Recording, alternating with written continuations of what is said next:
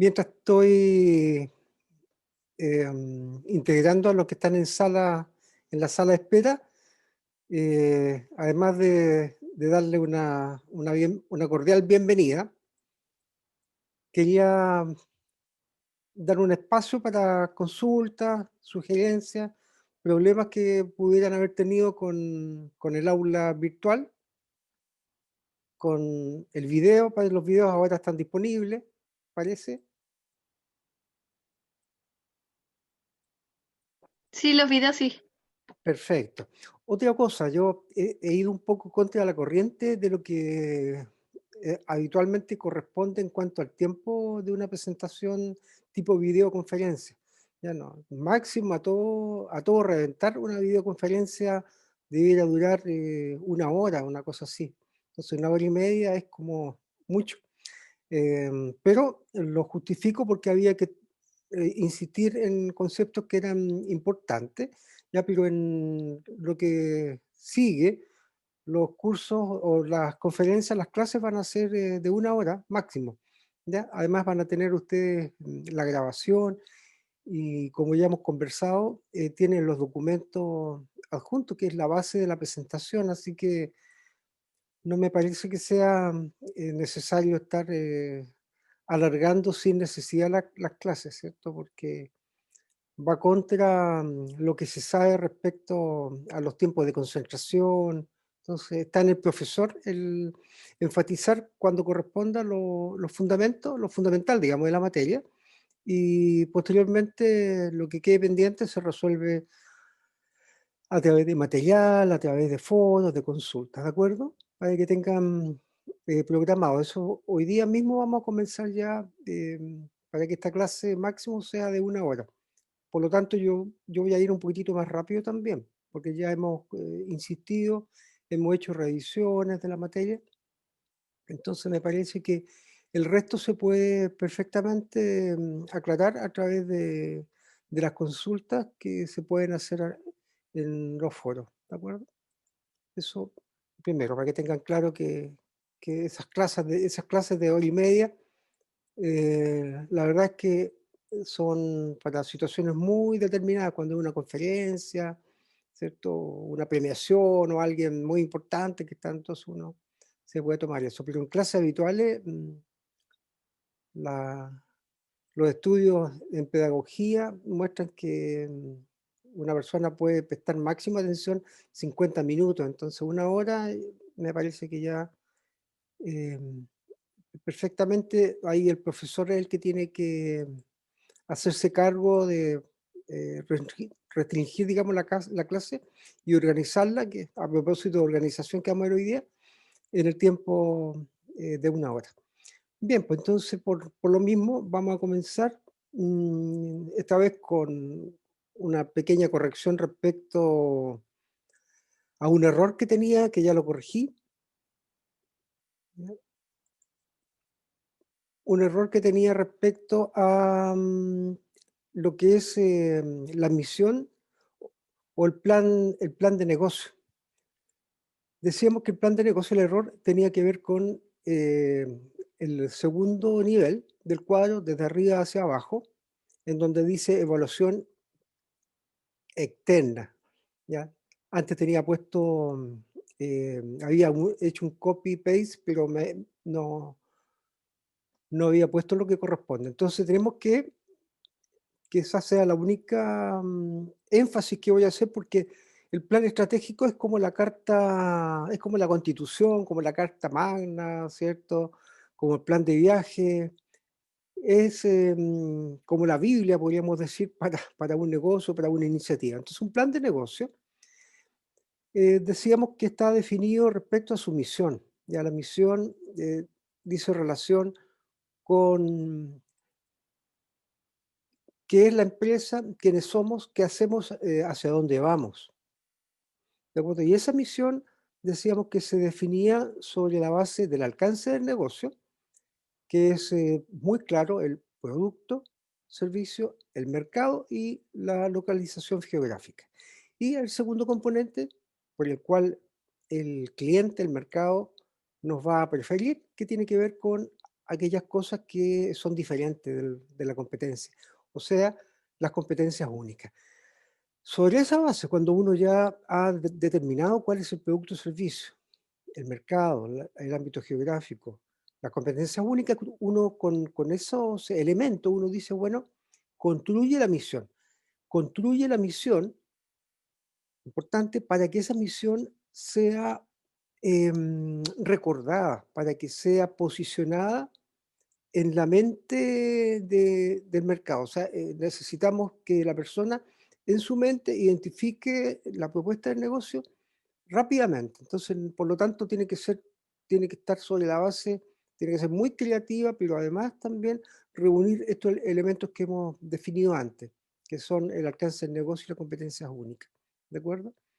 Entonces, mientras más corta, mejor. Ojalá una frase, ¿ya? Porque esas misiones, esas declaraciones que son largas y todo, finalmente no resultan y se pierde una tremenda oportunidad que es la fundamental, que la persona sepa qué es lo que está ofreciendo, en este caso la empresa, tú como profesional, etcétera.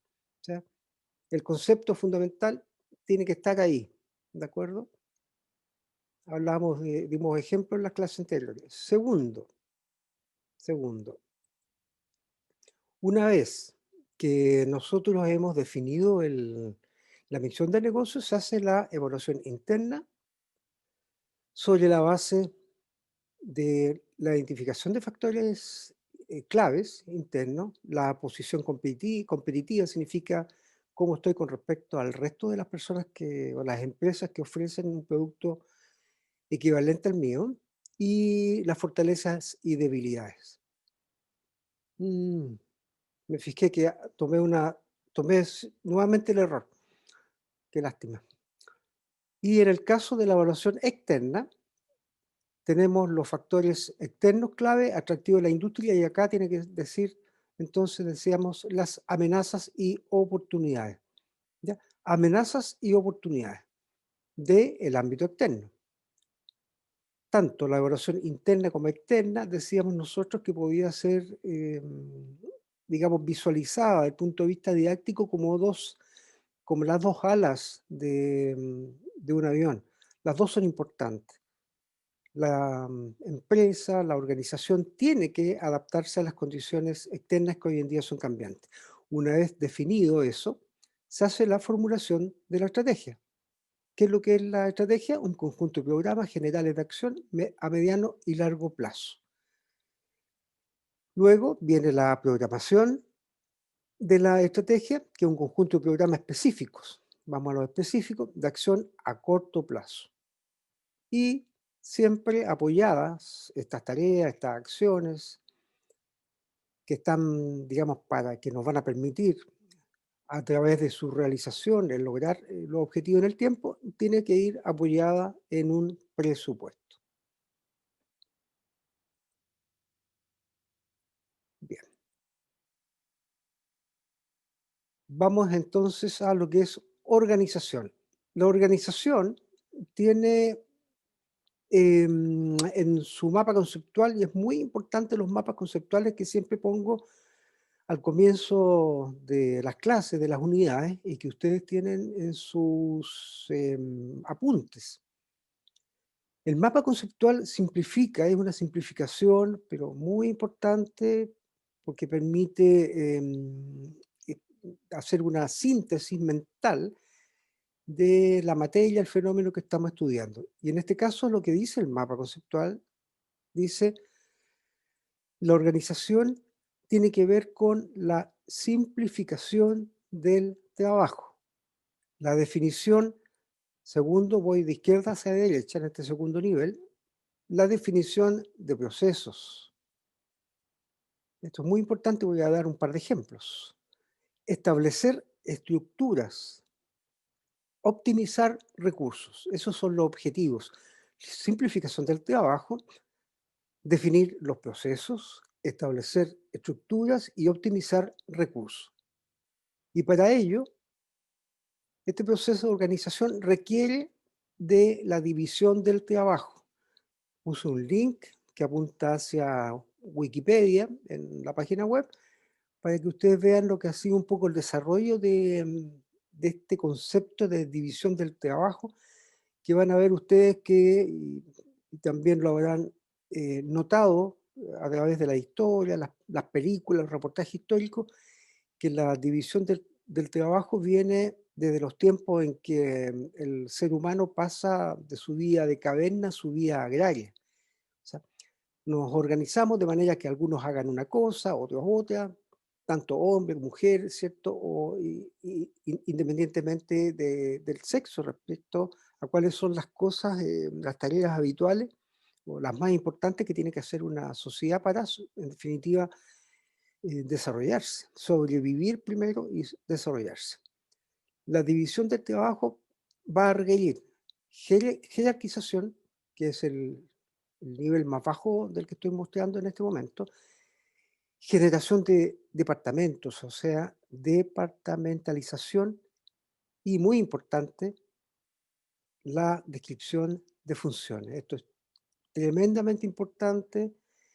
En realidad todo esto es importante, pero me enfoco en esto porque es muy común que se generen conflictos en la empresa.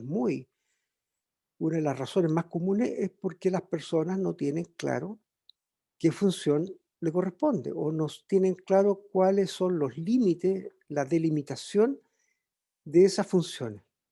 ¿De acuerdo? Entonces, como digo, esta lógica del mapa conceptual es muy importante al momento de estudiar y lograr entender realmente estos conceptos que son tan importantes en administración. Así que repasen siempre, lean los documentos y posteriormente vayan al mapa conceptual e intenten que ese mapa conceptual entenderlo. Y de alguna manera eso va a ser una especie de resumen que a mí me va a permitir decir si esto ya lo tengo claro. La organización va a requerir tales elementos, tiene este objetivo, lo cual va a requerir esto y esto otro, y finalmente siempre todo este armatoste, digamos, del mapa conceptual siempre tiene como base los valores. ¿Ya? Los valores es lo fundamental porque una organización puede ser como dicen las organizaciones del bien o del mal. ¿Y qué define si finalmente dos organizaciones que tienen fines tan opuestos pueden estar perfectamente organizadas? ¿Cierto? De hecho, las organizaciones de delincuentes están muy bien organizadas y es así como tienen éxito. Entonces, esto independiente de la finalidad de la empresa, estos conceptos que estamos analizando nosotros en administración van a servir lamentablemente para optimizar negocios que no siempre tengan lo que uno espera como finalidad la mejora de la calidad de vida de las personas. Y en nuestro ámbito, como químico farmacéutico, eso es muy claro para los farmacéuticos y el área de la salud, que tiene que ver con, con el bienestar integral de las personas, ¿cierto? En donde los fármacos, los medicamentos cumplen un papel, como ya lo he insistido, tan importante. Bien, esto sigue el mapa conceptual a través de la coordinación, o sea, esto va a requerir, doy el ejemplo nuevamente que he dado otras veces, como el coaching, la persona que vamos a verlo posteriormente que hace de guía, de líder, ya a través de otras personas, obviamente que le van a colaborar, pero detrás de esto está este concepto de qué manera nosotros logramos coordinar estas tareas, estas funciones, para que se haga una dosificación óptima de la mejor manera para lograr los objetivos. Y esto se hace a cabo a través de técnicas de organización. Vamos a revisar las técnicas de organización que dan lugar a reglamentos, manuales, ¿cierto? Procedimientos que están en manuales, organigramas, ya los típicos organigramas, diagramas o diagramas de flujo, carta de distribución del trabajo, o sea, qué le corresponde a quién, análisis de puestos y como base lo que planteaba antes, los principios, los valores. ¿Cuál es la importancia de la organización?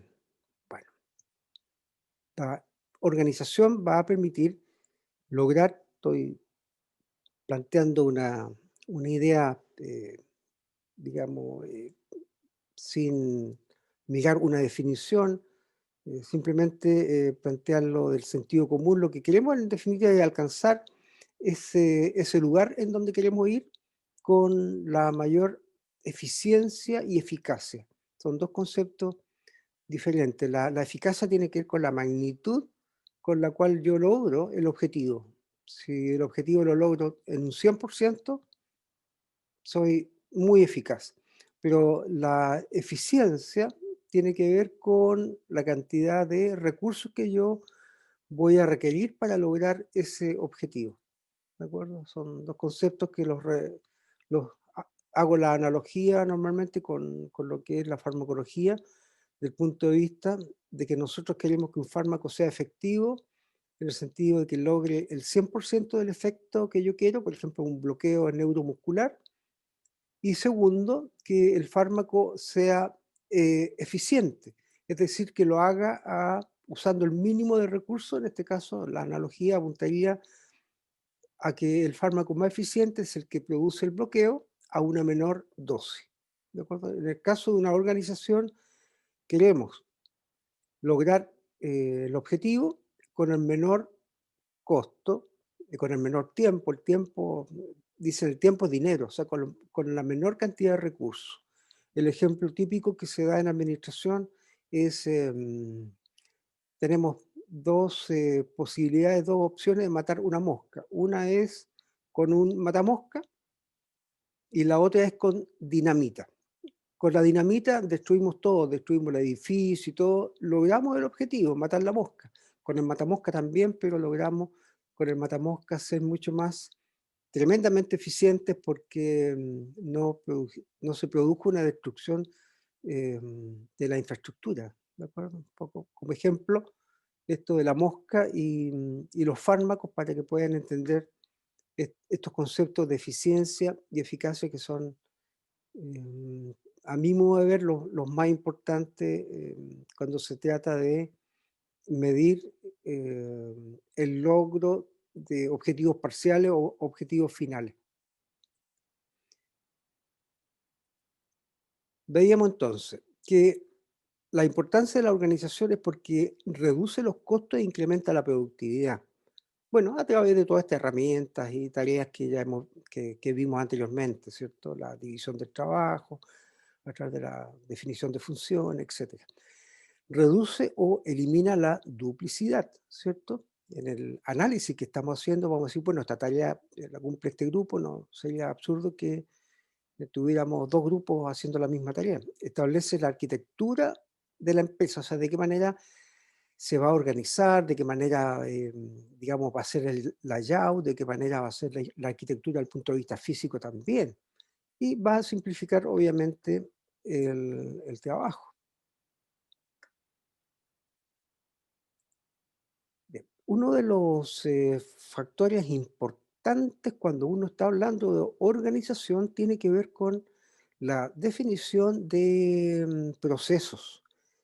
Y un proceso, básicamente, nosotros lo hemos visto porque como estudiantes, ustedes, ¿cierto? Yo también en algún momento, en el laboratorio, los procesos son una serie de tareas, ¿cierto? Que están dentro del marco de tareas que llevan a objetivos determinados. Por ejemplo, acá aparece el objetivo de producir leche para la venta, de leche que, que va a ser envasada. Entonces, bueno, si es el objetivo, tenemos que tener un proceso que parte de la obtención de la leche, de la vaca, un transporte, ¿cierto? Hacia los lugares en donde se almacena, todo un proceso, en este caso, eh, vamos a ver el tema del yogur, ya que habla de fermentación, un proceso que además involucra la fermentación de esta leche, Después se van a llenar los envases y va a ir finalmente a la venta. Eso es un proceso. También pongo un ejemplo nuestro, farmacológico y que está muy en boga hoy en día porque hoy día aquellas cosas que eran muy propias del químico farmacéutico hoy día son parte de la discusión en las noticias ya hace un buen tiempo a raíz de la pandemia. Entonces la gente dice, no, se introducen conceptos y llegan a ser más normales. Por ejemplo, la fase uno, fase 2. Entonces, bueno, ahí hay una serie de procesos que parte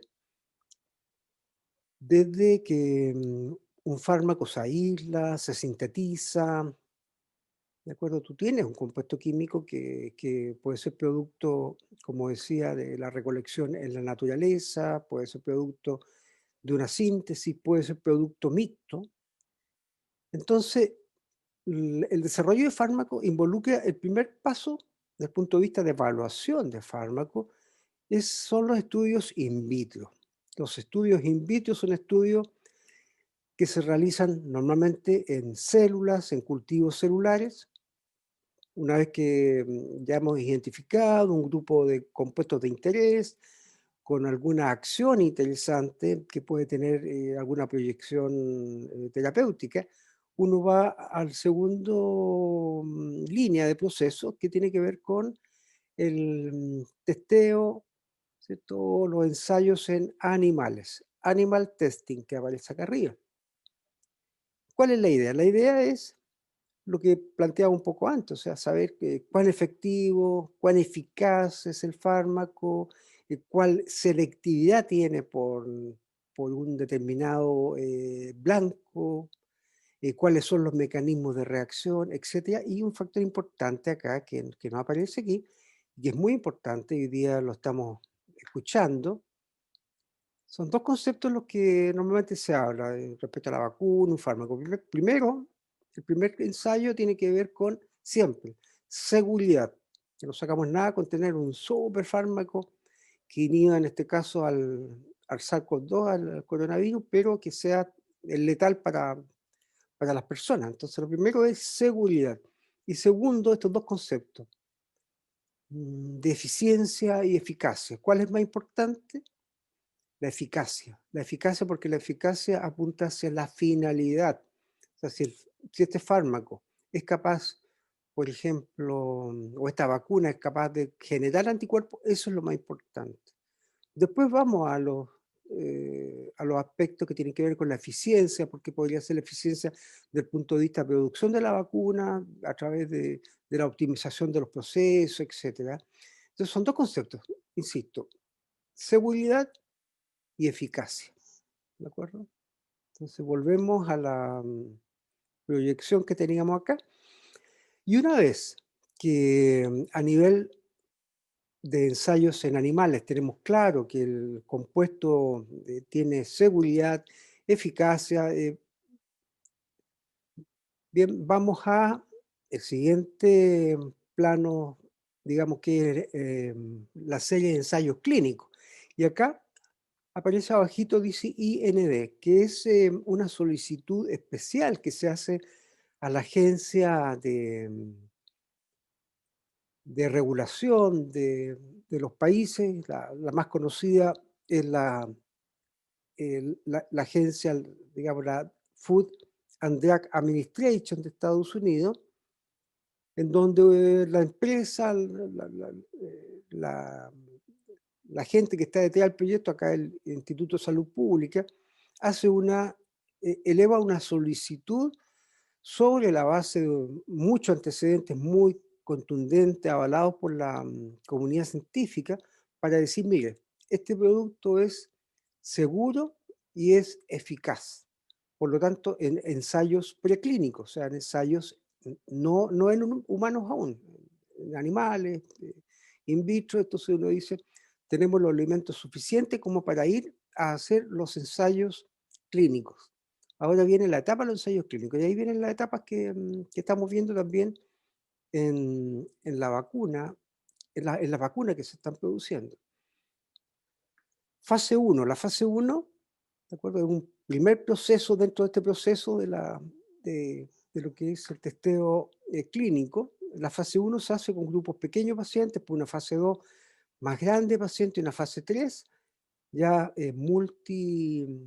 multilaboratorios, multihospitales, se hace en varios países normalmente.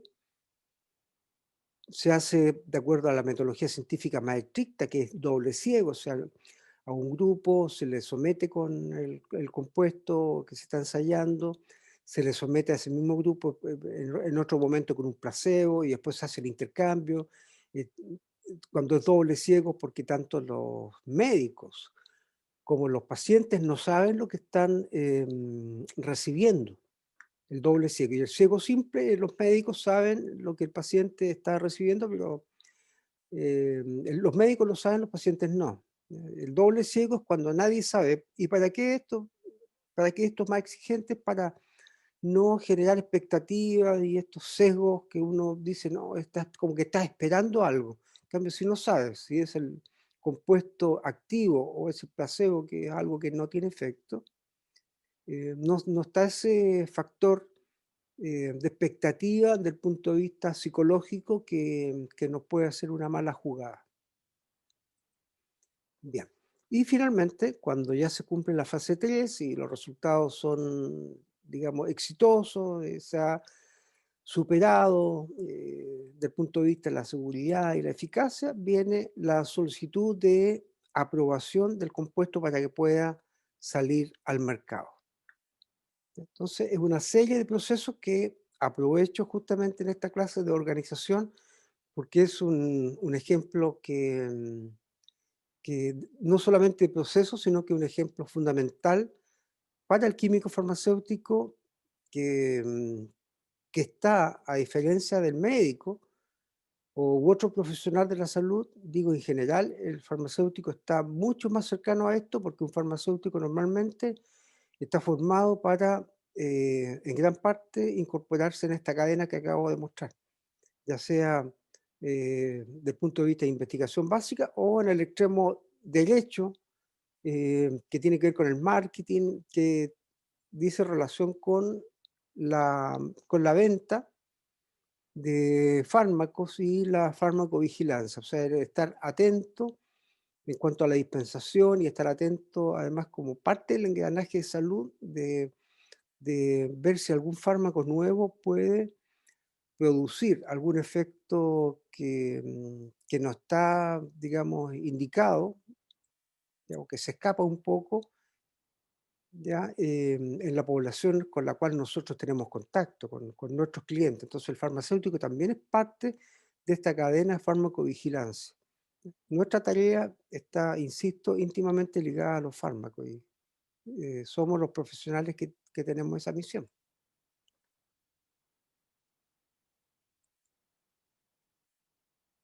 Bien, la división del trabajo consiste obviamente en delimitar las funciones con el fin de, estoy leyendo, de realizar las actividades con mayor precisión, eficiencia, especialización, para simplificar los procesos y el trabajo. O sea, lo que comentábamos antes. Las personas se vuelven especialistas en su área de trabajo, esto lo vemos en todas las industrias, ¿cierto? Y finalmente se logra un producto que puede ser simple o complejo, como puede ser un smartphone o un vehículo, en donde a través de diferentes grupos e incluso empresas que se dedican a una parte del trabajo. O sea, la división del trabajo puede involucrar que una sola empresa tiene diferentes áreas, o puede significar en la realidad, digamos, si nos ponemos la realidad, actualmente, cuando uno toma un elemento, un producto complejo, uno se da cuenta de que hay muchos fabricantes detrás de eso. Y ahí tenemos la división del trabajo. La división del trabajo permite que las personas se ocupen de aquella actividad en la cual maximizan su productividad y no pierden el tiempo ni esfuerzo realizando otras actividades que otras personas podrían hacer mejor. Ya eso lo saqué de Wikipedia, lo pueden revisar en la web, pero también es de sentido común, ¿cierto?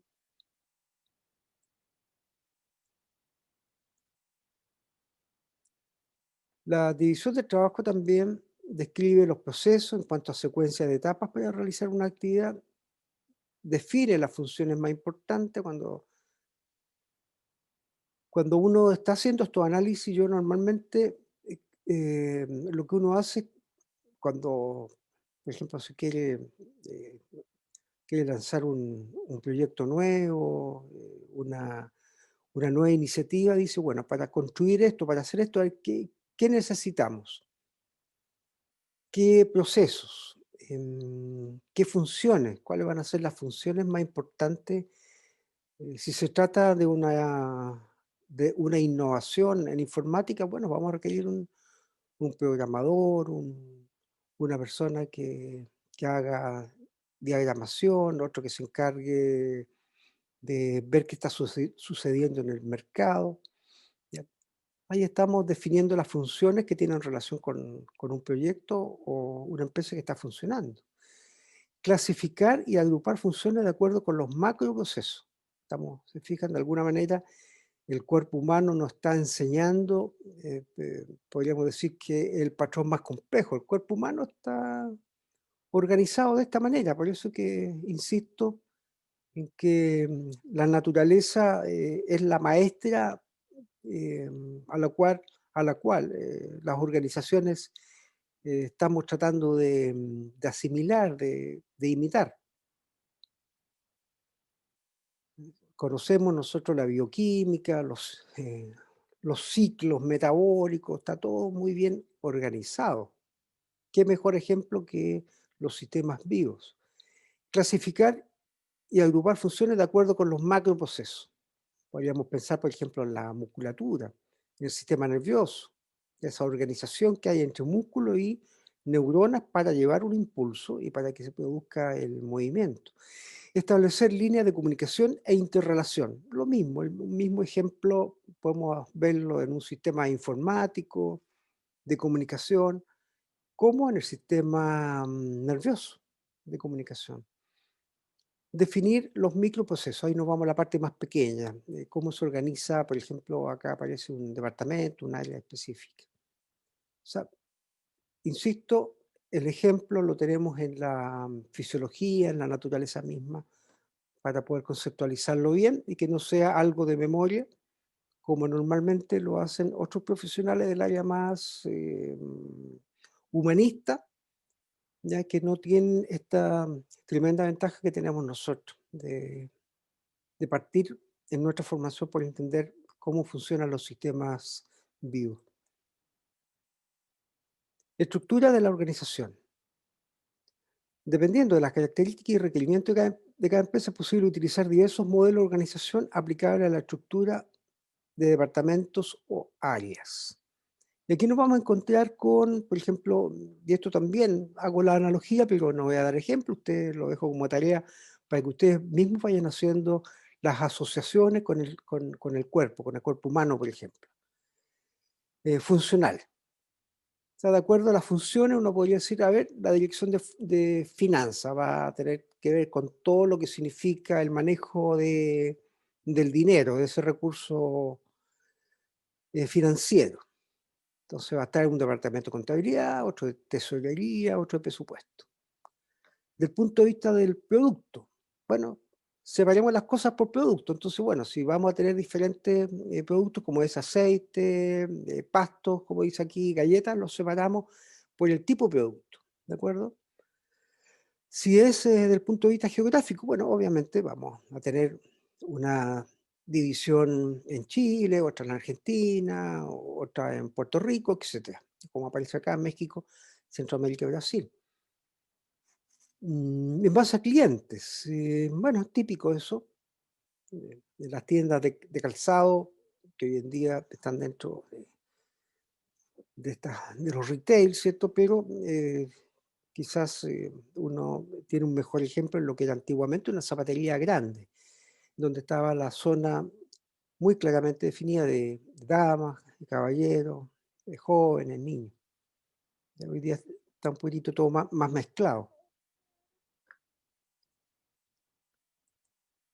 Del punto de vista del equipo, ¿ya? Entonces, bueno, del equipo estoy hablando del equipo mecánico que está siendo usado. Entonces, bueno, cortadora de plasma, tipo cortador especial, control numérico, proyector de perfiles, pulidora. Estamos hablando de una empresa que se dedica al procesamiento de fierro, de matricería. Desde el punto de vista de matriz también, cuanto a proceso, tenemos moldeo, mecanizado, electroerosión, acabado, industria del automóvil, fundamentalmente en las aplicaciones.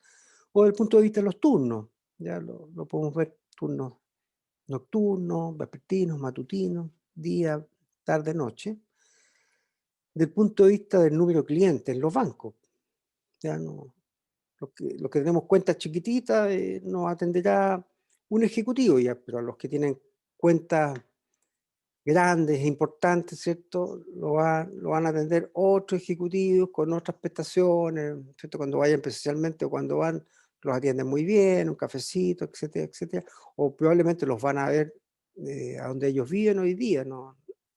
Sin duda que tiene que ser así. Son clientes importantes. Bien, respecto a a la coordinación. La coordinación, entonces, sirve para lo que podemos sospechar. Sincronizar, armonizar, hacer un mix óptimo de actividades para que sean estas actividades ofrecidas con la calidad requerida y en el momento o oportunidad adecuado. Los modelos de organización. ¿A qué se refiere con los modelos de organización? Se refiere a los tipos de estructura organizacionales que podría formar, que puede formar una empresa. Y el primer modelo que vamos a ver es el modelo militar, o sea, en donde es absolutamente lineal, en donde cada persona tiene un solo jefe nomás, ¿ya? Y tiene que ver esto, como lo vamos a ver, con cuál es la finalidad. La estructura más adecuada depende, o cuál es la dependencia. Su estructura más adecuada depende de factores tales como, y tengo algún error, como el tamaño de la empresa, ¿no es cierto? El giro de una empresa se refiere al tipo de mercado al que apunta y el tipo de producto que produce. ¿Ya? Por ejemplo, una panadería, una farmacia, eh, un restaurante. Las características, los recursos, objetivos, volumen de producción, todo eso determina finalmente cuál va a ser el modelo de organización más adecuado. Entonces, a la izquierda ustedes van a ver en pantalla la estructura lineal o militar, en donde cada persona tiene un solo jefe directo, excepto obviamente el gerente general, que no tiene jefe, digamos, y así para abajo. Eso es propio de las estructuras militares porque así tiene que ser para que se cumpla con la tarea específicamente y en algunos momentos la empresa también requiere una estructura muy similar a esta. Cuando, por ejemplo, cuando ocurre una crisis o una situación, digamos, de urgencia. Por ejemplo, un incendio, un terremoto. ¿Ya? Tú no le vas a hacer caso a dos personas. La idea es que se cumplan órdenes tipo militares, porque se ha demostrado que es la forma más adecuada para cumplir funciones no con motivación personal y estas cosas, nada, simplemente así como robot en el fondo, que, que es como tiene que funcionar un sistema militar, ¿de acuerdo? No podemos dejar, no, si yo quiero, no, es que a mí me gustaría, no, no, ahí no cabe. Sí cae esta flexibilidad, por ejemplo, cuando es una industria creativa, ya porque podrían haber mejores posibilidades de hacer las cosas en un momento determinado, mejorar los procesos, los productos y todo. Entonces ahí tiene que haber flexibilidad y por lo tanto eh, vamos a tener diferentes, digamos, tipos de organización. O lo mismo, para poder aclararlo, en el ámbito militar, ¿cierto? Sería absurdo que hubiera solamente un tipo de fuerza militar. No, hay, de acuerdo, digamos, a, a la forma de ataque, digamos, si es por mar, por tierra o por aire, también hay divisiones. Está la Fuerza Aérea, está la Marina, está el Ejército, ¿de acuerdo? Aun cuando dentro de cada una de ellas se siga una línea, una estructura lineal. Hay otras que son un poco más flexibles, que es la estructura lineal funcional. Por ejemplo, tenemos un gerente de planta, un gerente de producción, y esto es lo más típico, ¿no? Hay un encargado de compra, un encargado de proceso como, y producto terminado. O sea, esto es lo clásico en la industria, cuando uno hace un modelo digamos, sobre la base de que los vamos a ver más adelante, ya, cómo podemos conceptualizar modelos de empresas según Michael Porter. Tú tienes básicamente un producto que llega, ¿ya? Que tiene que ver eso con la compra, un poco con la adquisición, un producto que llega, o sea, todos los insumos que tú necesitas, por ejemplo, en una panadería, la harina, la levadura, la sal, etcétera. Las personas que tienen que estar ahí, los panaderos, digamos. Después hay un proceso. Entonces ahí aparece en lo que están viendo ahí en pantalla, lo estamos compartiendo, sí, chiquitito, sí, pero aparece. Compra, proceso. O sea, proceso significa ya la panificación misma. Y producto terminado, o sea, ese pan va a otro lugar, producto terminado, y alguien, qué sé yo, lo va a repartir una parte para la sala de ventas, ¿cierto? Cuando echan el pancito ahí. Otra parte va a ir a caja, ¿cierto? Y van a salir en una camioneta, distribuirlo a otros lugares, si es que distribuye la panadería a otros lugares, ¿cierto? Otra parte que el pan que nos salió muy bien y qué sé yo, lo dejan aparte y lo regalan, lo llevan a algunos lugares, ¿cierto? Como hogares de niños, de ancianos, etcétera. Eso es lo más normal y, sobre todo para un negocio chico, ¿cierto? No nos podemos dar el lujo, si estamos, con nuestra propia farmacia, por ejemplo, bueno, tendremos, si es nuestra farmacia, que es lo que espero que algunos de ustedes, tengan a futuro, no sé, si muy parecida a las actuales, pero con un fuerte componente de delivery, probablemente a través de drones u otros de drones probablemente. Bueno, va a estar, ojalá que sea el farmacéutico que haya hecho al menos un diploma, ojalá un máster en administración, ¿ya? Para que pueda conducir bien su negocio. Este farmacéutico va a tener, si compra y no hay un laboratorio como había muy frecuentemente en los tiempos que yo trabajaba en farmacia, como el laboratorio de producción magistral, vas a comprar. Entonces están las compras de medicamentos que Senavas parece tomar mucha importancia en este momento. Va a comprar una gran cantidad de medicamentos Senavas. Después viene el proceso, pero aquí no hay proceso porque estamos comprando el fármaco ya terminado. Entonces lo que tenemos es la, em, lo que es el proceso que ocurre dentro de la sala de venta, que es este proceso que nosotros llamamos venta y más bien dicho dispensación de fármacos, que es una gran diferencia. O sea, no solamente hay una venta, una entrega, un intercambio monetario, digamos, un producto por plata, tú estás entregando algo más, ¿ya? Eso es lo que caracteriza al farmacéutico. Estás entregando información, te haces cargo de la persona, en el sentido de que va a ser tu cliente, tú vas a llevar un registro, ¿cierto? Con mucho apoyo de tecnología. Y finalmente, hasta ahí llega, ¿cierto? Hasta ahí llega porque se produce este intercambio.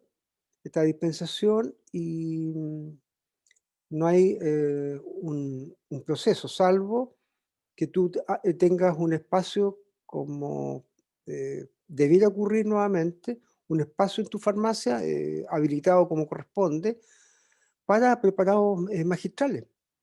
Que te llegue, por ejemplo, una persona que necesita, por ejemplo, una combinación de un antimicótico con un antiinflamatorio para una pomada, ¿ya?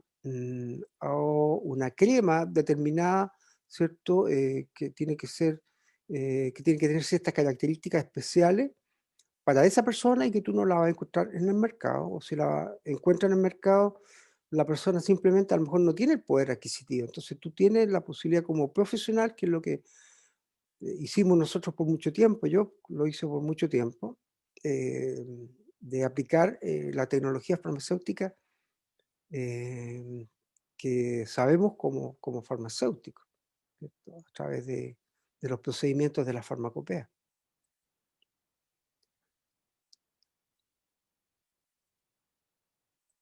Bien, sigamos. Tenemos la estructura staff. La estructura staff básicamente a diferencia de la anterior, es que hay un grupo que aparece como asesor ahí, que es un grupo que es un grupo asesor. Ya, ellos no tienen una relación directa con las personas que están bajo ellas. Ellos son un grupo que asesora al director general, como podría ser, por ejemplo, y en esto, como son estos grupos, por ejemplo, asesores del COVID, ya que de repente los toman en cuenta y en general no los toman en cuenta. Y aparecen por ahí estos asesores científicos, entonces, claro, pero ¿quién finalmente decide? El ministro de Salud. Él decide finalmente. Y estos asesores están ahí, se reúne con ellos y todo, ¿te fijas? Lo mismo, en una empresa tú te puedes reunir con un grupo de personas, que a lo mejor podrían haber representantes importantes de tus clientes, que te dicen, miren, nos gustaría tal y tal cosa. Pero normalmente estos grupos asesores son gente que tiene mucha experiencia y te plantean ciertas guías. Pero si ocurre algo, y eso es importante, que es la responsabilidad, si ocurre algo, y yo soy el jefe, la responsabilidad es mía, no de los asesores. Yo puedo enojarme con ellos, cambiarlos, qué sé yo, pero estos asesores están para eso, no hay una responsabilidad directa como que fueran parte de la estructura, te fijas, así con una línea recta, por decirlo, aparece normalmente con líneas punteadas, ¿ya? Un grupo asesor.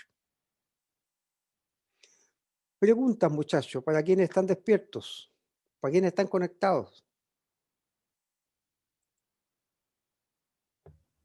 Profe, ¿Sí? los grupos asesores están como siempre a lo largo de todo el tiempo que funciona, en este caso, no sé, por ejemplo, en la farmacia, o, o están como en tiempo acotados para ciertas ¿Tú cosas dices del... los asesores? Sí, es un grupo permanente dentro, por ejemplo, si tengo una No, farmacia. Ah, ya. no. En el caso de una farmacia, sería interesante, por ejemplo, que este grupo asesor, estoy haciendo una analogía, lo tienen en general grandes empresas, estos grupos de asesores lo tienen grandes empresas y es típico, por ejemplo, para ir a la vida real. Ustedes saben que se critica mucho a los políticos que cuando están en cargo, ¿cierto?, de un gobierno A, B o C, después se van a mesas, ¿cierto?, de empresas, ¿ya? Privadas o estatales, ¿de acuerdo? Y ahí forman parte de las mesas de asesores, ¿ya? Y reciben por cada reunión suculentos sueldos. Entonces, claro, estos asesores en el fondo lo que van a entregar es información, fundamentalmente información privilegiada por la experiencia que tienen, ¿de acuerdo? O sea, allí tú tienes gente que tiene experiencia en diferentes ámbitos y que tiene también una red de contactos. Y a ti te conviene tenerlos ahí porque te van a dar, como dicen, las papitas, las papas, ¿de acuerdo? Ah, ya, ya. Ya, entonces esto ha sido bien mal usado desde el punto de vista político, pero lo doy porque es una realidad. Ya aparece por ahí alguien que fue ministro siempre ha ocurrido tanto de un lado y de otro lado, no sé, imagínate un ministro de Hacienda, y después aparece en la mesa asesora de una empresa de Codelco, por ejemplo, que es estatal, pero puede ser Mm. una empresa minera internacional, que son, a final de cuentas, las que más se llevan el cobre, no es Codelco, son las empresas extranjeras, aparecen en mesas que es lo más que se critica hoy en día, es decir, gente que ha servido al Estado, que después son contratadas por empresas privadas que se están llevando con mucha beneficios, recursos de todos los chilenos. Entonces, claro, hay conflictos de intereses bien grandes. Pero lo doy como ejemplo porque es una cosa, creo que un tema que hay que solucionar en Chile, y esto ocurre en todo el mundo, pero en Chile es muy fuerte, en general en los países que son ricos en recursos naturales, como Chile, como Brasil, como, bueno, ¿para qué decir Venezuela? Está tan complicada la cosa ahí, pero vamos a países más desarrollados que también son ricos en recursos naturales y que son poco complejos lo que producen. O sea, todavía siguen tirando cobre, madera. Por ejemplo, me llama la atención, pero Australia, a pesar de ser un país bastante desarrollado desde el punto de vista del ingreso per cápita menos, obviamente menos desigualdad que en Chile, son países bastante parecidos en ese aspecto, ¿ya? Son países poco complejos, siguen elaborando poco, mandan fundamentalmente materia prima para que otros la elaboren.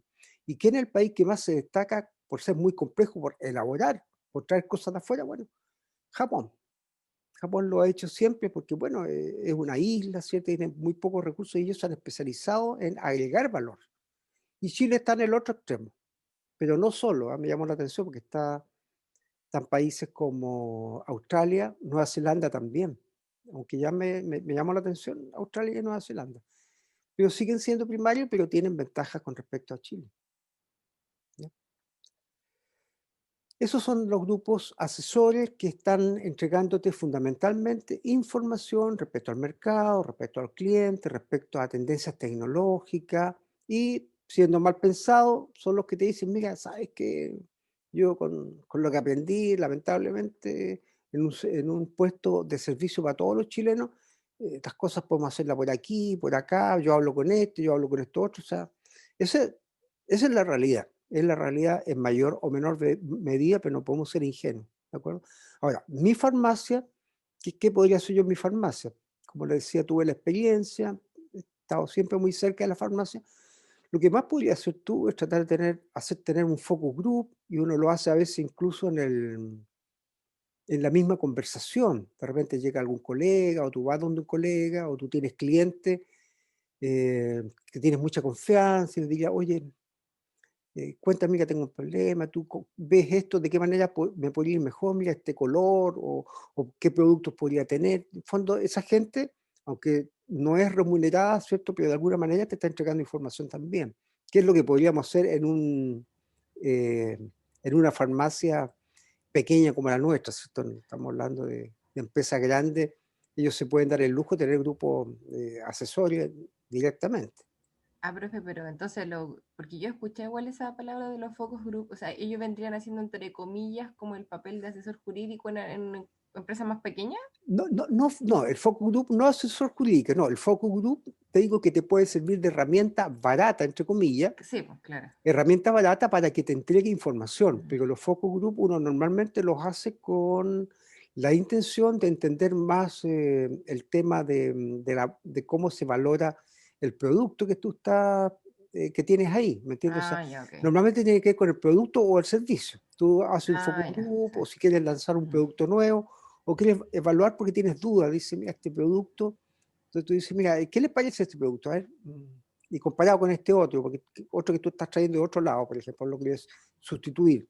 Entonces tú tienes este focus group, pero muy relativo a lo que es el mercadeo, a lo que es el marketing, ¿de acuerdo? Ah, O ya, como ok. asesoría jurídica. Para asesoría jurídica uno lo que hace normalmente en la empresa chica, que es el caso, que la experiencia que yo tengo, era que tu contador tener un contador, digamos, es una buena confianza, elegir muy bien al contador, porque por eso es que hay que elegir muy bien a las personas, porque las personas no solamente van a hacer tú quieres que hagan la pega para las cuales son contratados, que el contador lleve, ¿no es cierto?, la contabilidad, ¿cierto?, y haga las declaraciones y todo, sino que te dé consejos, ¿cierto? Y nada, o sea, esto no es aprovecharse de la persona, en el sentido de que si tú tienes un planteamiento, mira, la farmacia, yo estoy abierto porque si nos va bien, a todos nos va bien y que eso se refleje en un buen trato y también en un sueldo adecuado, si nos va bien a todos y el contador dice, chuta, nada, estoy planteando ideas, ¿no? Pero el contador podría decir, oye, ¿podría yo como contador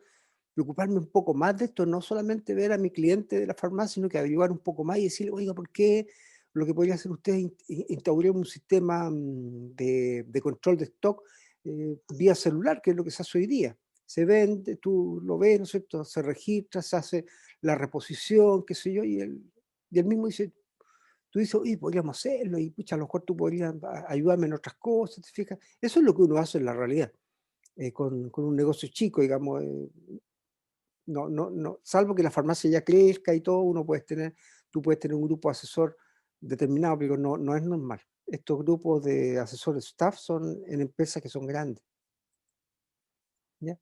Espero no haber confundido, ¿ya? Lo de focus group, como te digo, es algo que normalmente se hace para saber cuál es la opinión del cliente con respecto al servicio, al producto que estoy lanzando o a las dos cosas. No Ah, ya, solamente que estoy perfecto. lanzando, sino que te evalúe lo que a lo mejor ya estás ofreciendo hace años y nunca te había planteado hacer una evaluación realmente de cómo lo valora tu clientela. Mm. Ujú. Ah, ya, profe, muchas gracias. De nada. Entonces, tenemos acá por estructura de comités. O sea, esto significa que vamos a tener muy parecido a lo funcional, ¿de acuerdo? No hay una mayor diferencia. Tienes aquí bueno, esto se da, por ejemplo, un poquitito en la universidad, que está el comité de higiene y seguridad, por ejemplo, podríamos decir uno es encargado de producción, que podría ser, por ejemplo, para no cambiar de ejemplo, que podría tener que ver con todo lo que es el proceso más importante de una universidad, que es el de enseñanza-aprendizaje, por ejemplo. Reclutamiento, bueno, tiene que ver con todas las acciones que tiene una universidad con respecto a promover su universidad en los terceros medios, en los cuartos medios, en el sector técnico, ¿cierto? Para que puedan formarse. Mercadotecnia, todo lo que tiene que ver con la promoción de la universidad hoy día tan importante a través de los medios, a través de videos, y las operaciones que, claro, en el caso para ella es muy claro que es la planificación. En el caso de una universidad, esas operaciones involucran tantas cosas como el proceso de formación de profesionales, pero también los procesos de formación que para mí es fundamental. O sea, si una universidad no genera, para ir redondeando y que sea un poco más amplio este curso, si una universidad, ¿cierto?, no genera nuevo conocimiento, ¿ya? Y solamente los profesores se limitan a tomar textos ya escritos y darlos, ¿cierto?, como ocurre con muchas universidades, ¿cierto?, que en realidad no deberían llamarse universidades porque es como una falta de respeto, digamos, para lo que es el concepto de una verdadera universidad, ¿cierto? Que aporte a través de la investigación, de la generación de conocimiento, de la innovación, que es lo que permite en definitiva mejorar la calidad de vida de las personas, ¿cierto? Así, eso es lo que hace la ciencia y la tecnología básica primero, porque es necesaria la básica, y la aplicada que da esa libertad de un país de poder aplicarla en lo más esencial del propio país, ¿cierto? Entonces, eso es fundamental. La formación, insisto, y eso ya es una visión que mía y de otras, que no quiero ser dueño de la verdad, pero una universidad, ¿cierto? Lo más importante es que forme personas sobre la base de productividad, gente que tenga experiencia en investigación y no que sea simplemente una persona que está transmitiendo, ¿cierto? Algo que te lo puede transmitir un libro, ¿cierto? Que sea más allá de, de repetir como un robot, ¿cierto? Lo que dice un texto, por ejemplo. Bien, sigamos con la siguiente estructura, que es estructura multidivisional. Esto estamos hablando ya de grandes empresas como Induslever, ¿cierto? Como Coca-Cola, en donde ustedes ven que de repente a veces con sorpresa que está la misma empresa detrás de una serie de productos. Bueno, Nestlé, otro caso, eh, y tantos otros, como ocurre con la industria de automóviles, de aviación, ¿cierto? De alimentos mucho, Danone, por ejemplo, y las mismas farmacéuticas que se cruzan con la industria de alimentos y la industria química. Un ejemplo que tenía ahí en la punta de la lengua es Merck.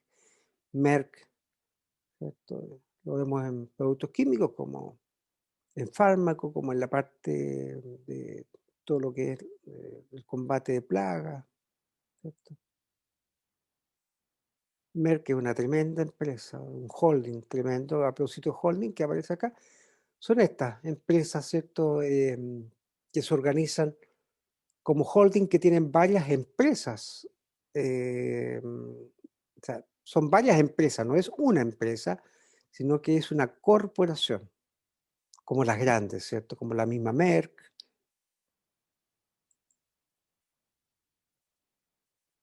Y ahí mira, andamos por ahí en el tiempo que haya planificado, em, que esta hora que les decía, ¿cierto? Es mucho más, me tocó ir un poquitito más rápido, pero sin embargo igual pude dilatarme como me gusta a mí, ¿cierto? Para hacer un aporte más personal de experiencia a la asignatura y que no sea una repetición de algo que tienen en su apunte en el aula virtual. Dejo abierto para preguntas, comentarios, para también, como digo, propuestas, ¿cierto? Todo con el fin de mejorar esta experiencia, de aprender algo tan importante como es administración o management. Dejo abierto a preguntas. Profe, yo Sí, más que una pregunta sobre la materia, era por el trabajo grupal que hay que hacer. Eh, ¿De cuánto es el máximo de personas que se puede hacer? mira, entre 3 y 5 máximo. Ah, ya, ya, es que teníamos la duda porque queríamos ser de 5, entonces por eso. ¿Mm? 5 sí, el máximo.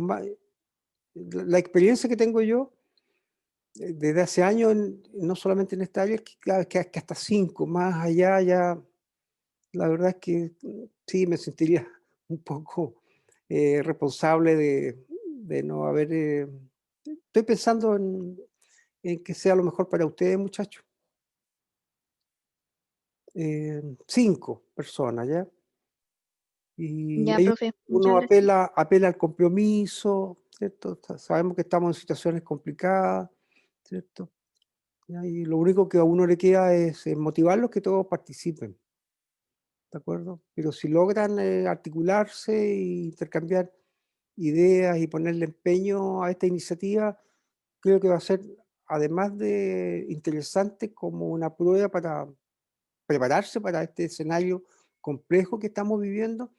Nos va a permitir también dormir un poco más tranquilos, porque nos vamos a sentir con herramientas, además de las herramientas técnicas que son muy propias del farmacéutico, de herramientas para decir, bueno, no importa, a lo mejor en este momento no puedo por las circunstancias, todos lo pensamos, por las circunstancias a lo mejor no puedo enfocarme en algo propio del farmacéutico, pero voy a poder vivir, digamos, voy a poder sobrevivir, ¿me entiendes? O voy a poder en un momento determinado decir, como tengo tantos amigos que han estudiado incluso bioquímica, después farmacia y terminan haciendo otra cosa, nada que ver, y uno dice, oye, después me encuentro con ellos, pero tú lo encuentras cuando están felices haciendo lo que están haciendo, y tú dices, no importa, no importa que hayas estudiado esto, otro, pero si lograste finalmente hacer lo que tú querías, pero algo que nunca, que siempre va a estar ahí, importante para hacer cualquier cosa, la capacidad de emprendimiento, y para eso tú necesitas conocimientos fundamentales de administración, que los voy a ir dando tips a través de cada una de las clases, que son tips que he ido aprendiendo con el tiempo, pero que hacen una gran diferencia, y que uno mismo dice, pucha, ¿por qué no haber descubierto, haberme interesado antes para poder haber hecho quizás lo mismo en menos tiempo, cuando era más joven, ¿te fijas? Entonces, eso queda siempre, aunque te aparte de un área a otra área, el hacer, el planificar cosas y el lograr objetivos independientemente, son herramientas que te van a servir siempre. ¿Tienes más preguntas? Sí, yo tengo una. Quería Ah, preguntarle qué sí. hay de la organización en red, que es un concepto relativamente nuevo, lo que es la redarquía. ¿Qué hay de eso? Es un concepto más nuevo que también tiene que ver con lo que es trabajo colaborativo. Si es posible, en este caso, hacer una empresa con un formato tipo red y no jerarquizado. Sí, mira, hagamos una cosa, para la próxima clase me voy a extender un poco más en eso, porque es un tema que justamente es más fácil conceptualizarlo para nosotros, porque estamos, la realidad biológica, la realidad biológica y la realidad que vamos a tener que afrontar, no solamente por el ámbito de, de la complejidad, digamos, de la naturaleza y de la biología, la realidad de las tecnologías que se desenvuelven en una matrix nos va a obligar a trabajar en redes. Entonces, cambian algunos conceptos, que es lo que te puedo adelantar. Por ejemplo, hoy día ya se habla de colaboradores, ¿te fijas?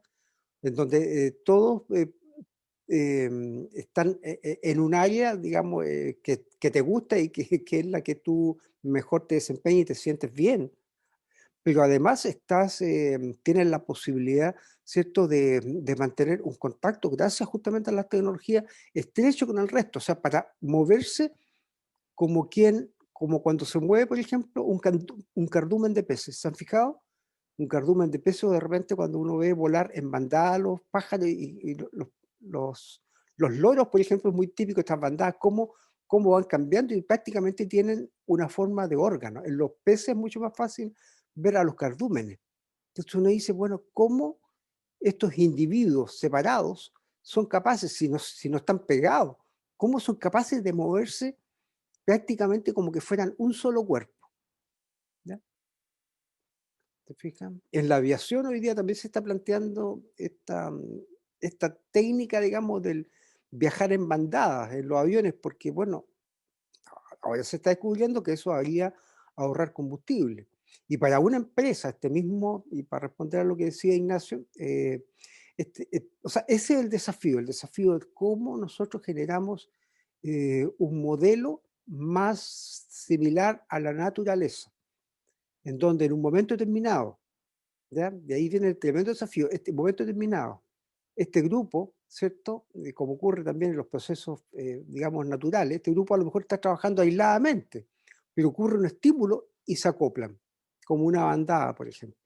¿Te fijas? Entonces, los desafíos que vienen por delante son muchos y son muy interesantes y muy cercanos al funcionamiento de la naturaleza, ¿ya?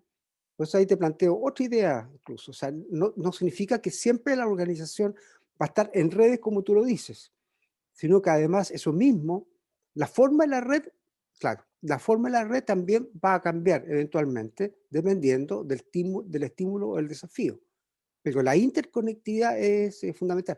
Cuando se pierde la interconectividad en nuestros sistemas vivos, es la muerte.